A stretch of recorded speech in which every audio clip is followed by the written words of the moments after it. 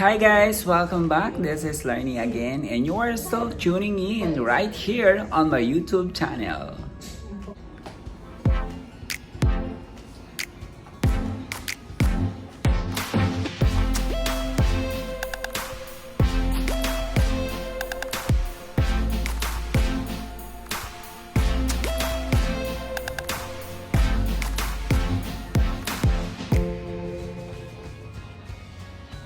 My love for Aficionado started in 2010 when I was in college.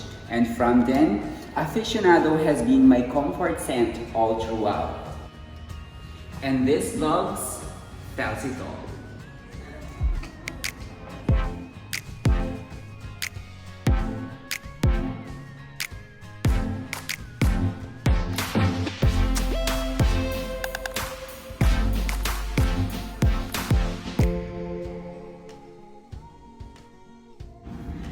You know, being a college student before in a public school is somewhat, I can say, a challenging one.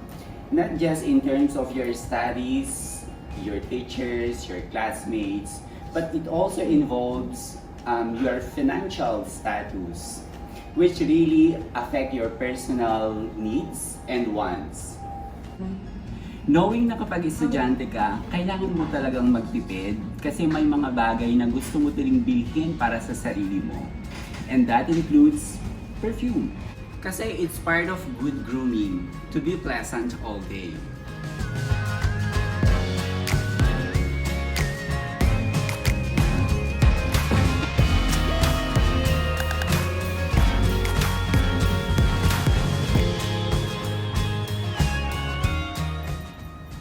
So ako personally, based from experience, kailangan ko pa talagang mag-ipon ng barya-barya dati para lang makabili ng Aficionado perfume.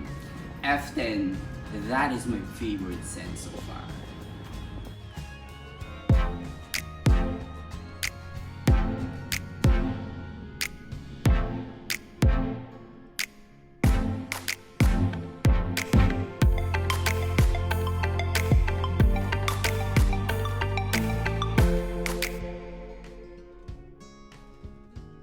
Alam mo yon, yung normal na estudyante ka na papasok sa school na kailangan mo pang magpabango.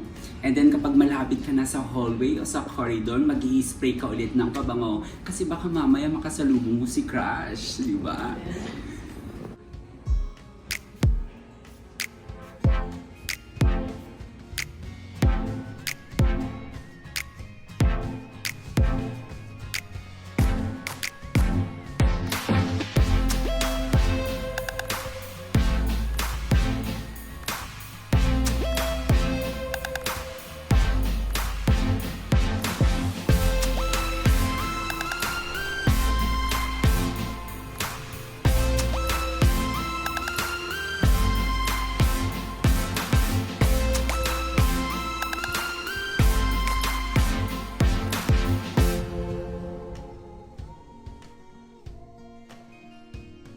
Aficionado pa naman, sobrang amoy na amoy mo. Alam mo yon, yung kapag nagpabango isang tao, as in, maaamoy mo talaga yung, or madedetermine mo talaga na aficionado yung gamit niya.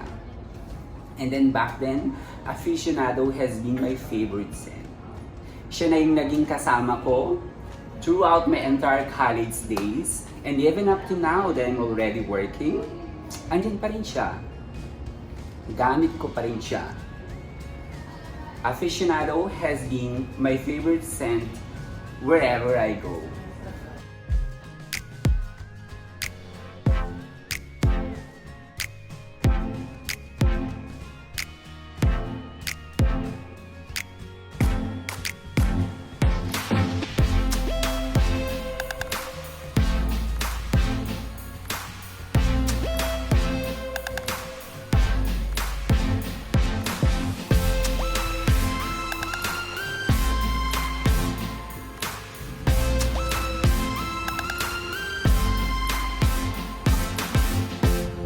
And this is my Aficionado piece.